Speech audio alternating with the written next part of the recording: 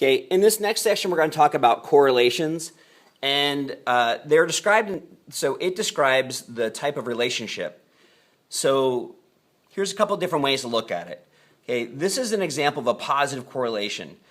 If you are already doing a scatter plot and your line of best fit goes up from left to right, it goes up, then you could say that this is a positive correlation.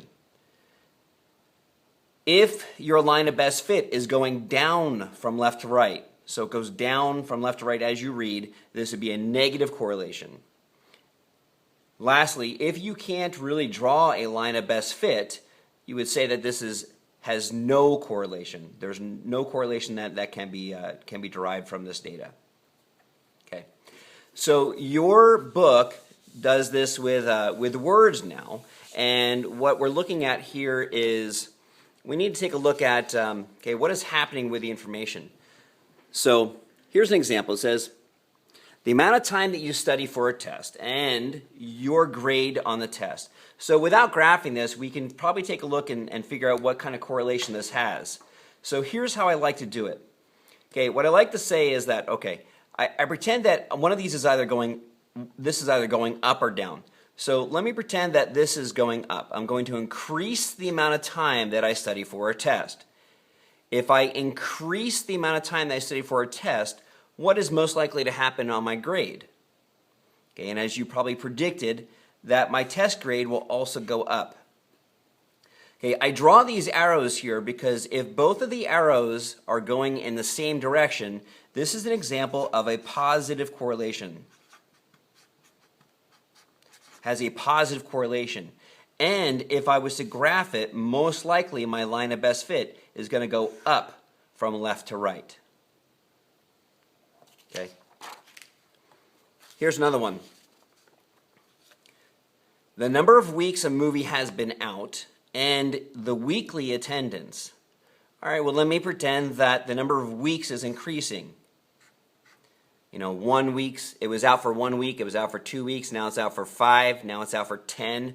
Okay, the weekly attendance, what would you predict is going to happen with the weekly attendance? Okay, most likely the weekly attendance is going to end up going down. More people have seen the movie the longer it's been out. So notice that these arrows are going in different directions. Because they are going in different directions, this is an example of a negative correlation.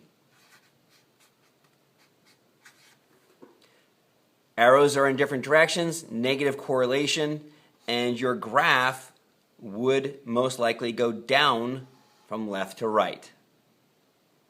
You know, I say left to right a lot because I want you to kind of relate it to how you read. You read books from left to right. Okay. This example was on the front side of your worksheet, the height of a basketball player. Okay, and so you can either take a look at the graph for this or we can work it out here. But the height of a basketball player, as the height of the basketball player increases, what would you think is going to happen with the player's weight? Or what did you notice happened with the player's weight with the data that we received? The player's weight ended up going up. So as I said, with both arrows going in the same direction, this is an example of a positive correlation.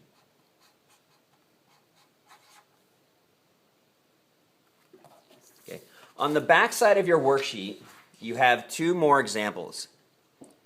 The size of a jar of baby food. Okay, well, I have to pretend that what I'm going to do is I'm going to buy bigger jars of baby food. I don't know, rather than shopping at a regular grocery store, now I'm going to go to Costco. Okay, the jars are going to be much bigger. Okay, so if the size of the jar is now bigger, the size of the jar is increasing, what would happen to the number of jars a baby would eat? Maybe during that day or over the course of a month. So fill in what arrow you would have for that. Fill in that arrow. And also say, okay, what is this going to be? Is this a positive correlation or is this going to be a negative correlation? Okay. The last one I want to go over with you is this. The speed of a runner and the number of races she wins. Okay, well, let's imagine that this person, they are increasing their speed. Their speed goes up. If the speed goes up, what's going to happen to the number of races she's going to win? You know what, this one's pretty self-explanatory, so I'm going to walk you through the rest of it. Most likely the number of races are going to go up. Okay, we said as the arrows are both in the same direction, that is going to be a positive correlation.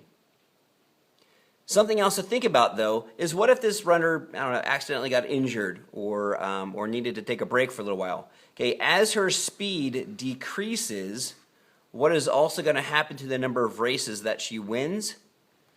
Okay, and as you guessed, that number is also going to go down. Take a look at the arrows. They're both pointing in the same direction.